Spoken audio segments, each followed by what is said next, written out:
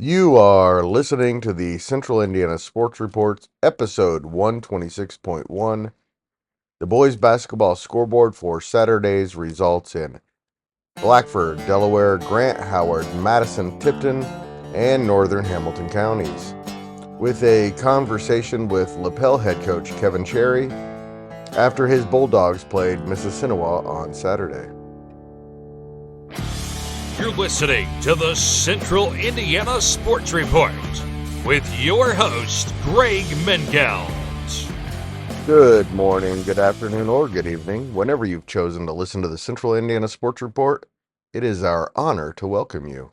Today is December 23rd, 2024. It's a Monday, so it's another day for the Central Indiana Sports Report. I'm your host, Greg Mengelt, and I love Central Indiana basketball. Producer Susie is sound asleep after we got to spend the day together, which is why the Saturday scoreboard is running on Monday morning. We usually run a little late on Sundays so I can take a little bit of time off. And we don't usually have a lot of conversations on the scoreboard after the Saturday games. We often save those for Monday's Boys Basketball Week in Review. We'll be doing that a little differently this week. I'll be releasing the reviews by conferences in a few different segments. That way I can just post them when they're done, and I don't have to wait to get all the interviews done. This week's Week in Review will also serve as kind of a 2024 portion of the 24-25 schedule in review, as well as what happened in the last week. Of course, it will still include our top 20 power poll and our weekly honors. Player, coach, performance, team of the week. All that starts on Christmas Eve and will spill into Christmas Day. Before we get to the highlights of our 13 local games, we start with Saturday's local scores. Class 2A number 10 Lapel rebounded from Friday's disappointing loss to Monroe Central with a 49-45 win over Mississinawa. 2A number 1 Wapahani defeated Alexandria 51-35. Eastern Hancock beat Blackford in overtime 65-62. Tri-Central knocked off Madison Grant 56-35. Pendleton Heights beat Class A number 2 Liberty Christian 60-45. Marion completed a fantastic weekend with a 73-60 win over Huntington North. Damian King went over 1,000 points for his career, and number 11 Anderson made a huge statement with a 79-63 win in Indianapolis over number 5 Pike. Delta beat Muncie Central in overtime 49-46. Shelbyville earned a tough Hoosier Heritage Conference win over Yorktown 48-46. 12th ranked Kokomo took its second home loss of the weekend 74-36 to Carmel, clearly a hangover from the 109-104 overtime loss to Marion on Friday. West Lafayette got past Hamilton Heights 84-67. West Dell beat Daleville in the Mideastern Conference 58-47. Sheridan is 6-1 after a 53-43 win over Frankfort. And Eastern blew past Cowan 67-42. Some other scores of interest: number 1 Fishers 93, Shortridge 64. Number 14 Westfield beat Bethesda Christian 67-23. Zionsville beat Harrison 55-33. Greenfield Central beat Lawrenceburg 74-44 behind 25 points from Braylon Mullins, who moved into second in the Cougars' all-time scoring list, only behind John Hamilton, the son of former Elwood Panthers head coach John Hamilton. He had 2,064 points, by the way. 3A number 6 New Pal beat Franklin Central 69-38. A night after a loss to Class A number 11 Carroll, Class A number 15 Rossville beat Class A number 16 Central Catholic 69-50. Lafayette Jeff beat Benton Central 71-32. Richmond beat Connorsville 44-35. Monroe Central is 6-1 after beating Hagerstown 64-56. Maconaquah topped Logansport 89-66. Peru got by Lewis Cass in the Three Rivers Conference game 61-53. 4A number 7 Jeffersonville beat 3A number 2 Crispus Attucks 62-56. Also, Clay City won the Bar Reef tournament. Seeger claimed the Bi-County tournament. Evansville Day won the McLean County Invitational in Kentucky. And Doc Nash's Borden Braves beat West Washington 59-54 to win the Washington County Championship. And we start our look at our 13 local games in Lapel. Lapel bounced back from Friday's ugly loss to Monroe Central with a 49-45 home win over Mississinawa. Lapel has won every other game this season, which doesn't bode well for them when they go to Pendleton Heights on January 6th in the opening round of the Madison County tournament. I spoke with Lapel head coach Kevin Cherry about his team's 4-3 start to the season and his team's 1-1 weekend. All right, Coach. Well, it seems kind of like the rest of your season this past weekend. A lot of positives, a lot of negatives, a little bit of up, a little bit of down. Yeah, you're exactly right, Greg. Friday night, first of all, congratulations, Monroe Central. I thought they played extremely well. They've They're got a for really real, nice aren't they? team. They are. They have the freshman guard that's playing not much like a freshman, and then the Foster kid is really athletic and has greatly improved. And I mentioned this for the game. Like, it's noticeable on film, just something's changed. It's not like they brought in a whole new recruiting class. You know what I mean? It's just like Right.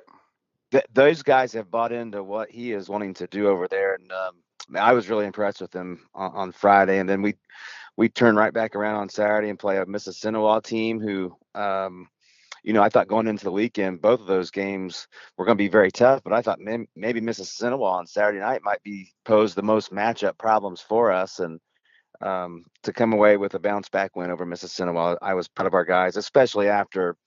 Again, Monroe Central played great. I didn't think we played to our standard either. There were some positives out of that game we can talk about in a little bit, but to get that win over Mississippi, I was happy.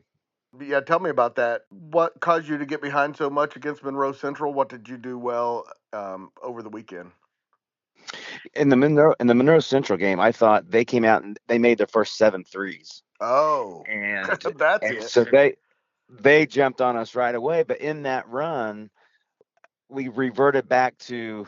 I think we just panicked a little bit instead of staying the course, making sure we're getting great shots, and hopefully that water will find its level at some point. We came down and got really quick, and there's guys that have been in the program now for a few years, and we're trying to continue to stress that and teach that we can't get it all back in one possession, but we certainly can't allow the snowball to get bigger going down the hill by taking quick shots and then not getting stops on the other end. And then we get into that Mississinawa game, and we get down 11-2, I think it was, and we stayed the course.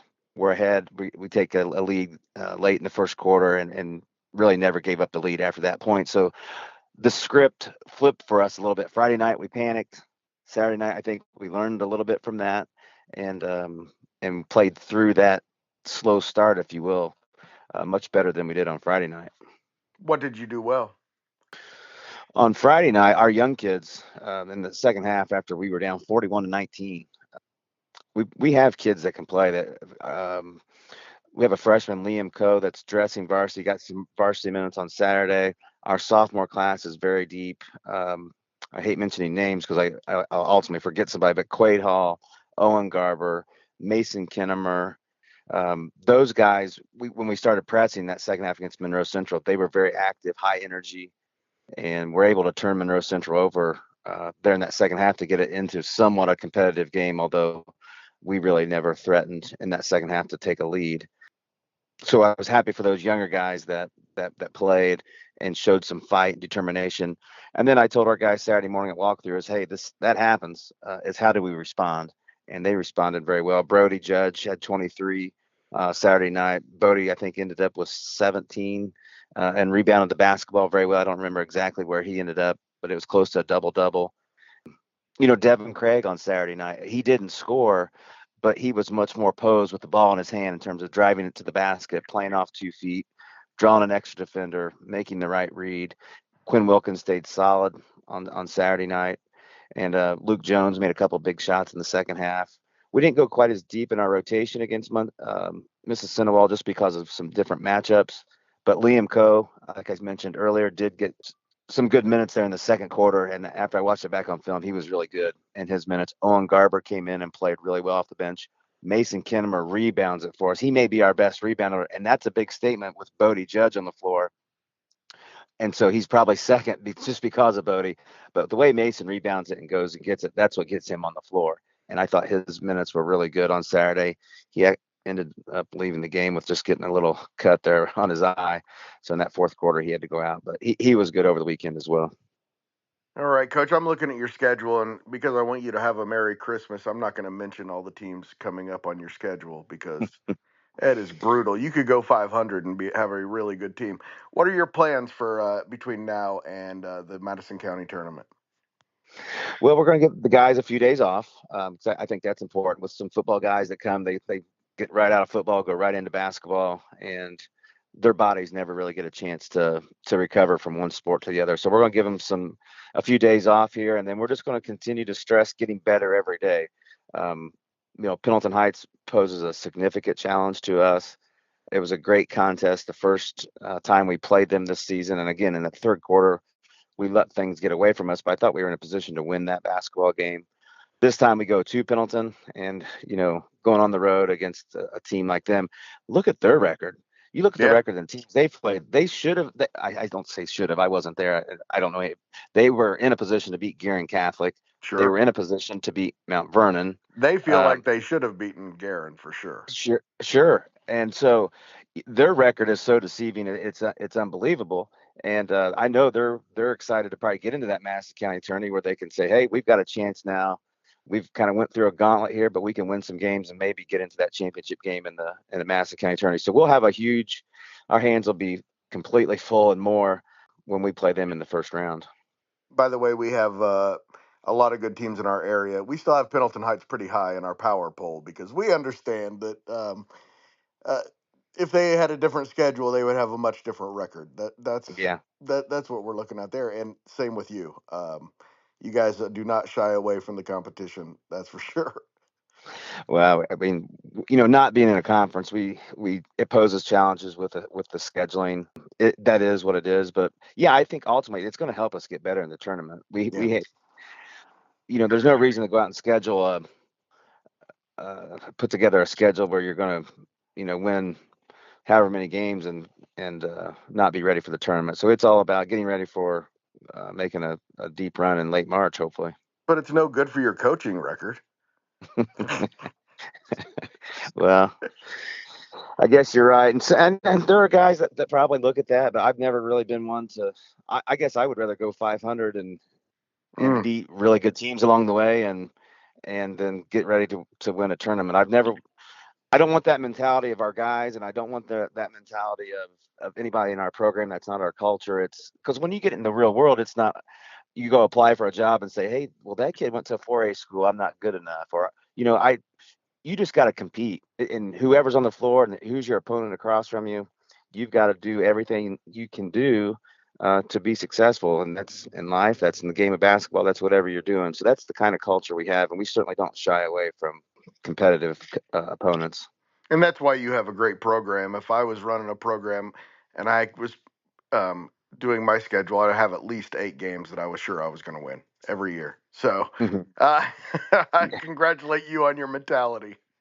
Well, you think about like last year, we finished 18-6 and we get knocked out of the tournament by Wapahani.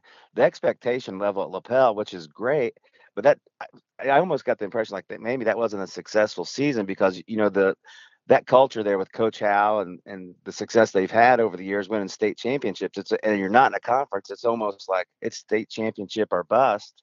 And that 18-6 record was the second best regular season record in the last 30 years at Lapel. Our defensive average was the second best defensive average in the last 30 years at Lapel. So it's hard to get people to get really excited if you don't really dive into it and say, what are we really working? I mean, this is what the data is telling us, but what does it really mean? And all you did was go undefeated in the second half of the season until you played a team that went to the state championship. So if that's not a successful season, then I need to challenge the people of Lapel to lower their expectations just a little bit. Well, I know Friday night people thought the world was falling The world was falling on Lapel, and we're going to cancel basketball the rest of the year. And I get it too. I mean, gosh, I'm a passionate fan, but it's a process. And at the end of the day, they're 15 to 18-year-old kids, and we're trying to build something for long-term success. And I'm talking about the season and over the course of years too. But we're trying to build something, and I think it speaks volumes to Matt Carpenter, Nick Whitty, and Talon Jarrett, the three seniors that we lost last year, That and how too. important Yeah. is a senior leadership. And sometimes, again, we've talked about in the past, it's not necessarily points and things that show up in a stat sheet, but we lost our two best defenders from last year. And I think in the losses that we look at this year, that's kind of where we can go back to on the defensive end and say, hey, we weren't good enough, and we got to continue to get better to win those type of games. And I don't think it's any secret losing your two best defenders from your 5-man or your starting five makes an impact. So guys got to figure out those kind of roles to help our team win. And this year you have a very tough sectional, but I don't think there's a Wapahani in there. So I think that's going to be an incredible sectional. Yeah, I mean, and then plus, I don't know how Coach Brobson got to host that section. I got to figure out Yeah. he ever gets out of education and administration, he ought to go into sales. I don't know who he convinced to get that, but you go to Franklin to play them, That's it's right. hard enough to win just on any night, let alone win a section over there. And of course, Tipton's going to be really Look, great, a there are legendary coach. five really good teams in that sectional. Oh, But there's not yeah. a team that you are going to say that team's definitely going to win it, like Wapahani most years recently. Yeah, that's very fair. I don't think there's a 2,000 point scorer coming in there with last name Andrews. I asked Yeah. Coach Lewis, I said, when you took the job, did you know there was going to be that many Andrewses and Halls and stuff Yeah. coming down the pipeline? Because it seems like there's whole family makes up their starting five almost with That's brothers right. and cousins and things. So no, but you're right. But it's a sectional field that it's exciting. I mean, good coaches, great teams, and it's going to be a good atmosphere over there. So we got a lot of games in between now and then, but that will be a fun environment. Thanks so much for your time, Coach. Great conversation. Always appreciate it. Thank you, and Merry Christmas to you and all the listeners. And we'll look forward to talking to you after Christmas. And to your family as well. Thank you. Mississinawa is now 2-4. They've lost 3 of their last 4, but easily could have won all 4 of the games. In fact, they outscored those 4 opponents by 10 points during that stretch. Mississinawa is next in action on Saturday when they will defend their Grant 4 title, opening against 3-3 Madison Grant in the first semifinal at 10 a.m. In the second semifinal, 5-2 Oak Hill will take on 2-4 Eastbrook. The tournament will be played at Oak Hill this year. The consolation game is at 6:30, with the championship game to follow. Mississinawa beat Madison Grant 54-31 on Friday. Tri Central won its 3rd game in a row, and Madison Grant lost its 3rd straight when the Trojans beat the Argyles 56-35 at home Saturday. Tri Central outscored Madison Grant 28-14 in the second half to pull away for the win. Drake Ramsier had 12 points to lead Tri Central. The Trojans are at a 2-game Morristown Invitational on Saturday. They open against 1-6 Western Boone and will play either 1-5 Heron or 2-5 Morristown in the final round, with the consolation game at 5 and the championship game on 7. We will have a full holiday tournament preview for you later this week. Madison Grant, just mentioned it. Next is at the Grant 4 tournament at Oak Hill, starting against Mississinawa. Class 2A number 1 Wapahani is 7-0 after a 51-35 win over Alexandria. The Raiders are outscoring their opponents by an average of 61-41 through 7 games. For Wapahani, junior Camden Bell had 17 points and 6 rebounds. Senior Nate Luce, 15 points and 4 rebounds. Senior Logan Wolf had 9 points. It's going to be another challenging weekend for Wapahani next week against 2 legendary coaches. In Frankton's Brent Brobston on Friday and Jay County's Jerry Baumholt on Saturday. Baumholt is 3 wins away from 600 for his career. His Patriots are 3-3. Brobston, of course, led the Eagles to the 2017 state championship. His team is a very good 2-3. Alexandria is coming off its first win of the season, 52-49 over Eastbrook on Friday. The Tigers go to an 8-team tournament at Edinburgh. They open with 0-6 South Decatur in the tournament's first game Friday at 10 a.m. Win or lose, they'll face either 2 or 5 Austin or unbeaten Northeastern in the second round at 6 o'clock. The final round will be played at 2, 4, 6, and 8 on Saturday. Blackford had its 4-game winning streak snapped by Eastern Hancock 65-62 in overtime. The 4-1 Bruins got a couple of strong individual performances. Senior Gage Baker had a career-high 26 points. His previous high was 25 in a 69-63 loss to Northwestern last year. Junior Mason Kitterman had a career-high 22 points. Freshman Mari Leggett had 12. Those three scored 60 of the Bruins' 62 points. The Bruins will participate in an 8-team tournament at Shenandoah, the Shenandoah Raider Christmas Classic. They open Friday against Class A number 20 Tinley at 1:30 p.m. The final game of the first round. The Tigers are 3-3. They'll play later Friday against either 6-1 Greater Latrobe, Pennsylvania, or 1-2 Indianapolis Lutheran. The final round is Saturday at 10 a.m., noon, 2 and 4. Eastern Hancock won its third straight game after a 1-3 start. The Royals are 2-0 at home. Kokomo dropped 2 games at home this weekend. It started with a 109-104 overtime loss to Marion on Friday and clearly carried over into a 74-36 loss to Carmel on Saturday. Kokomo shot just 26% from the field after being over 47% in the first 6 games. Junior Corbin Hamill had a game-high 17 points and also 4 rebounds. Senior Zion Bellamy, who had the 11th most points in Kokomo history on Friday with 43, was held to just 6 points. He was 0 for 6 from behind the three-point line. Junior Barris Moore had 7 points and 4 steals. Kokomo hosts the 8-team Phil Cox Memorial Tournament. Starts with 4-3 New Haven at 11 a.m. Friday. Then they'll play either 3-2 Hanover Central or 2-4 Merrillville at 11 a.m. Saturday if they win their first game, and 6 p.m. Friday if they are defeated. The final round is all day Saturday. On the other side of the bracket is 2-3 Warren Central, 3-3 Greensburg, 4-1 Portage, and 4-2 Plainfield. Carmel is now 5-1. Their balanced attack was led by 13 points from junior Miles Wiley, 12 from junior Ben Brimmer, and 10 from senior Zach Michaels. Carmel is at the Paul Logan Invitational at North Central. The Greyhounds will face 2-4 Lake Central at 3:15 Friday and 5-0 Evansville Rights at 11:45 on Saturday morning. 4A number 11 Anderson went to Indianapolis and made a huge statement with a 79-63 win over number 5 Pike on Saturday. Anderson is now 5-1, bouncing back from its only loss of the season Tuesday against Mount Vernon at home. The Indians shot 59% from the field and made 3 of their 7 3-point attempts. They held Pike to 37% and 23% from deep. They also out-rebounded the Red Devils 24-19. Senior Javon Warfield led the Indians with 21 points. Freshman Don Bowling had 16, and senior star Damian King had 14 points and went over 1,000 for his career in the win. Anderson is at a 4-team one-day tournament Saturday at East Noble. They start at 3 o'clock Saturday against 1-6 Glen, then face either 7-1 Garrett or 1-4 East Noble in the championship at 7:45.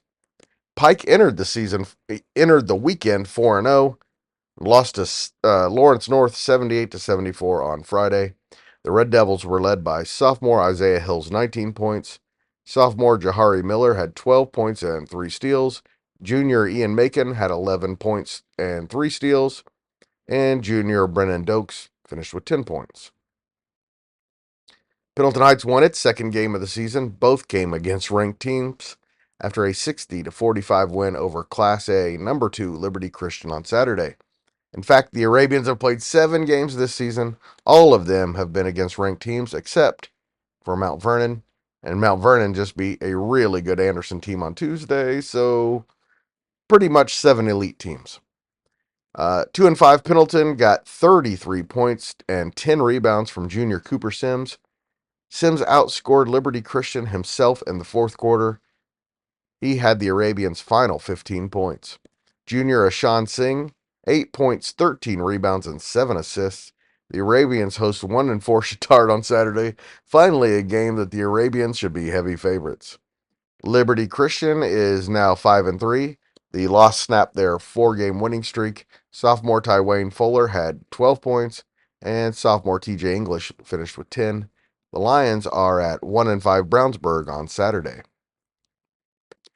Marion won its fourth consecutive game Saturday, 73-60 at Huntington North, a day after beating Kokomo in an overtime thriller to take the lead in the North Central Conference. Marion is now 6-1. Junior Tim Jones had 18 points, junior Logan Barnes 17, senior Amar Rogers finished with 13. Marion is off until Friday, January 3rd, when they go to 4A, number 2 Lawrence North. Huntington North is 2-4 and has lost 4 of its last 5 games. Senior Ethan Zahn is averaging 20.5 points after his 32-point performance Saturday. Delta beat Muncie Central 49-46 Saturday at the Fieldhouse for its 5th win in a row. Delta is now 6-1. Junior Lucas Bragg had a season-high 16 points for the Eagles. Senior Jordan Fernie had 13, and senior Bronson Edwards had 11. Edwards also hit 2 key free throws in overtime. Senior Cooper Bratton hit the big shot in overtime with a 3-pointer. Delta hosts a two-day 8-team tournament beginning at 10:30 a.m. Friday against 6-1 Fort Wayne South. They will play the second game Friday against either 0-6 Belmont or 2-4 Cecina. The final round is at 2, 4, 6, and 8 on Saturday. The other side of the bracket includes 2A number 5 Providence, 3A number 17 Columbia City, 2-4 Fort Wayne Concordia, and Muncie Central. So the Eagles and Bearcats could see each other again pretty soon. Muncie Central is a very good 1-5. That is a program on the rise, as they proved on Saturday. Junior Shamar Taylor had a game-high 21 points, including 4 3-pointers. Freshman Jackson Johnson had 9. Juniors Landon Wells and Terry Miles scored 7 points apiece for the Bearcats. Freshman Carlos Eccles hit 2 free throws with 8.5 seconds left in regulation to send the game into overtime. Muncie Central starts the Delta Holiday Tournament against Columbia City. Will play either Providence or Concordia in the second round on Friday evening. Hamilton Heights dropped a pair of home games over the weekend, including an 84-67 loss against Hoosier Conference rival West Lafayette on Saturday. Hamilton Heights is now 4-4. They are at an 8-team 2-day tournament at Switzerland County. The tournament starts for the Huskies against 4-0 Paoli at 11 a.m. on Friday. Then they'll play 1-4 East Central or 4-1 Hauser in the second round Friday evening. The final round will be played on Saturday at noon, 2, 4, and 6. West Lafayette is 6-2 after their 5th straight win. They had 5 players in double figures. Senior Benny Speaker and junior Ben Worth had 19 points apiece. Junior Drew Whitlock scored 18 and had 7 assists. Sophomore Henry Umulus had 14 points and 10 rebounds, and freshman Jace Vogt had 12 points. Sheridan won its 5th straight game, 53-43 over Frankfort at home on Saturday. It's the Blackhawks' longest winning streak since starting the 2012-13 season 6-0. 6-1 Sheridan trailed 24-20 at the half. Senior Caleb Wright had 22 points, 4 rebounds, 3 assists, and 2 steals. Sophomore Trey Page added 9 points, 4 rebounds. And junior Chase Spencer had 8 points, 6 rebounds, 4 assists, and 2 steals. Junior Devin Hamilton contributed 7 points and 4 rebounds. Sheridan hosts a 4-team tournament on Saturday. It opens with 0-8 North White at noon. They will then face 3-5 Hagerstown or 2-4 Fountain Central at 5 o'clock that evening. Frankfort is 0-7. Eastern got back to 500 with a convincing 67-42 win over Cowan in Greentown on Saturday. Eastern is 3-3 and will look to go above 500 for the second time this year on Friday when they go to 12th ranked and unbeaten Taylor. Cowan falls to 0-7. It's their second time in 4 years being 0-7. Sophomore Brody Clifford had 13 points and 12 rebounds, also 4 assists and 3 steals. Junior Luke Garrett contributed 9 points and 3 assists. Sophomore Noah Sowers had 8 points, 3 assists, 2 rebounds, and 2 steals. Cowan is off until Friday, January 3rd, when they go to 3-3 Madison Grant. Westdell improved to 4-3 overall and 2-3 in the Mid-Eastern Conference with a 58-47 home win over Daleville on Saturday. The Warriors are off until Friday, January 3rd, when they are at 1-3 Union County. Daleville is now 1-5 overall and 1-4 in the conference. They're off until Saturday, January 4th, when they're at home against 4-3 Tri-Central. Before we get to the Central Indiana Sports Report Player of the Day, please go right now and like, subscribe, or follow the Central Indiana Sports Report on Spotify, SoundCloud, Amazon Music, or Apple Podcasts, and now YouTube, so you don't miss a single segment. Just search Central Indiana Sports Report and you'll find it on any of them.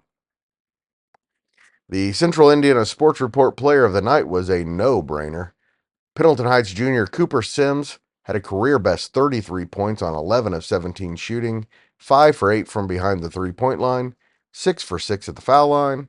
He outscored Liberty Christian 15-4 down the stretch all by himself, as the Arabians outscored the Lions 17-8 in the fourth quarter to pull off the win. He also had 10 rebounds and 3 steals. That will definitely be a candidate for the Central Indiana Sports Report Boys Basketball Performance of the Week in our week in review. We're going to be releasing that in pieces starting on Christmas Eve morning. The Power Poll and Weekly Honors will be released probably at 5 a.m. Christmas morning. Merry Christmas to everyone from the Central Indiana Sports Report. Of course, there are no more boys basketball games until Friday, so my picks competition with Michelle Garman will resume on Friday. If you don't know what we do, I pick what I think the final margin will be. Michelle predicts whether it will be more points than that or less points than that. If she's right, she gets a point. If she's wrong, I get a point. Then, if we pick a different winner, the winner of that one gets 5 points. So, the standings. Right now, Michelle has 27 points. I have 15. She beat me 11-10 on Saturday. Michelle got correct on Saturday. I said Lapel by 13 over Mississinawa. She said it would be fewer. Lapel won by 4. I predicted Tri-Central by 1 over Madison Grant. She said it would be more. Tri-Central won impressively by 21 points. Michelle said Wapahani would beat Alexandria by more than 24 points. It was 26. I had Marion by 16 over Huntington North. Michelle said less. The Giants won by 13. I picked Pendleton by 10 over Liberty. Michelle said it would be more. It was 15. She said West Dell would beat Daleville by more than 9. It was 11. A lot of close ones. The big one, I had Blackford. Michelle had Eastern Hancock. Eastern Hancock won in overtime. I also got 5 points by picking West Lafayette to beat Hamilton Heights. Michelle had the Huskies. Also, Gray picked Kokomo by 1 over Carmel. I don't think either one of us thought of the hangover that the Wildcats might have. I don't think we took that into account. Should have seen that one coming. Anyway, Carmel won by 38. I said Delta by 5 over Muncie Central. She said it would be slightly more. The Eagles beat the Bearcats by 3 in overtime. I picked Pike to beat Anderson by 6. Michelle said it would be even more than 6. Instead, Anderson dominated 79-63. Michelle said Eastern would beat Cowan by fewer than 12 points. The Comets won by 25. And she said Sheridan would beat Frankfurt by more than 24. The final margin was 10. Thank you so much to Lapel head coach Kevin Cherry for spending some time with us and speaking to you. And thank you for listening. The Central Indiana Sports Report is growing fast. Please help us grow faster by telling a friend.